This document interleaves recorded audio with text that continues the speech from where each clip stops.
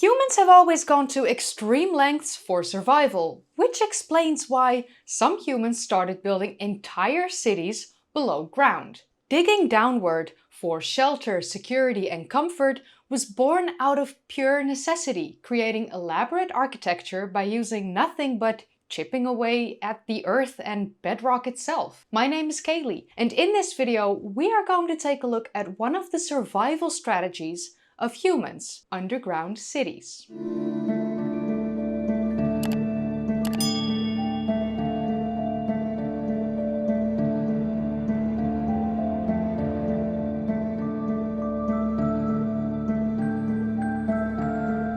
Why go through the trouble of building an entire city underground instead of above ground? You would think it's way easier to build cities above ground, and while this is true, and we have mostly done this throughout the millennia, there are actually a bunch of really good reasons for building cities underground, especially in ancient times. These underground cities provide a stable climate, as it's cool in hot climates while they're also warm in cold climates. The environment above ground is less likely to affect the climate of these cities below ground. Underground cities were often meticulously planned beyond just the need for immediate survival. Think of ventilation shafts, water supply points, and social areas beyond the living quarters. And it's abundantly clear that there was a lot of collaboration and effort involved in creating these living spaces below ground in a sustainable manner, for people to be able to survive below ground for months on end if necessary. So beyond the protection from the above climate, which can be too hot or too cold, what other reasons were there for humans to start building cities below ground? Well, one of these reasons is, in defense against above ground threats. For instance, during invasions and wars. But underground cities also provided protection during religious persecution. Their secret rooms allowed people to worship when practicing openly was unsafe or, prohibited. And in more modern times, underground cities were built for work and resources as well, like the mining communities who lived inside or near the tunnels where they worked. A big example for this is the Wieliczka salt mine in Poland. These underground cities are unique spaces which reflect the ingenuity of civilizations throughout history for adapting to extreme conditions and threats.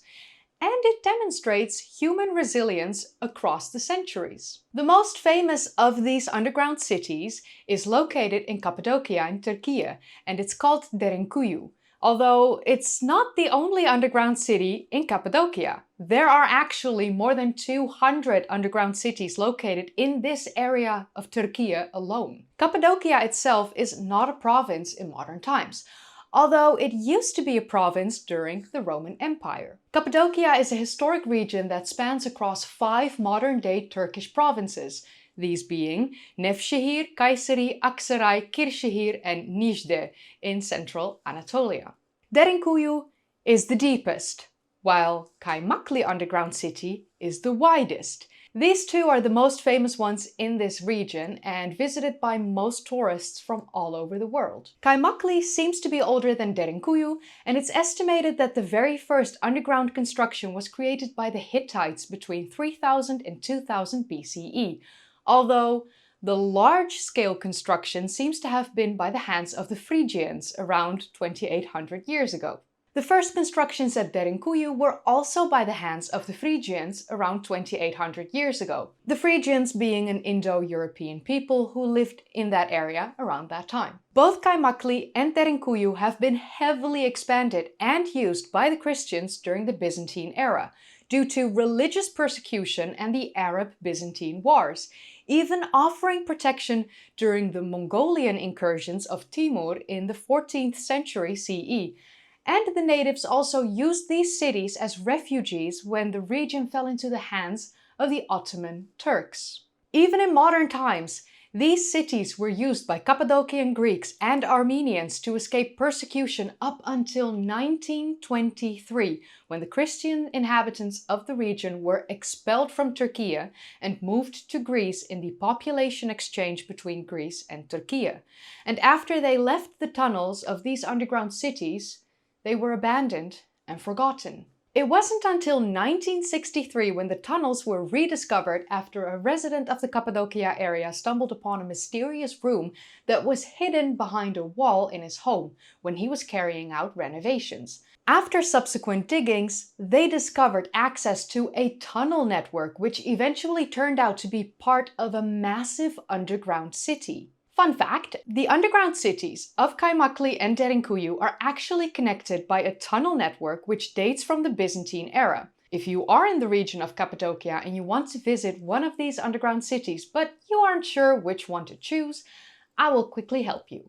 Both are nearly exactly the same when it comes to, your experience as a tourist. Both cities only have 4 underground levels open to the public, while Derinkuyu is more famous. This also means that there will be more tourists in this city every single day. So if you don't really want to feel like a sardine in a can, which you will already feel a little bit, you may want to opt for Kaymaklı with slightly less tourist numbers. Or you can just join my Ancient Wonders of Anatolia tour from September 13 until the 23rd. During the Ancient Wonders of Anatolia tour, we are going to be visiting Göbekli Tepe, Karahan Tepe, Sayburç, Sefer Tepe, the ancient university and bee houses of Haran, Shuaib, Sokmatar. We're going to climb Mount Nemrut, a relaxing boat tour on the Euphrates River. We will be visiting the fairy chimneys of Cappadocia, and during the tour, we will be visiting Kaymaklı underground city.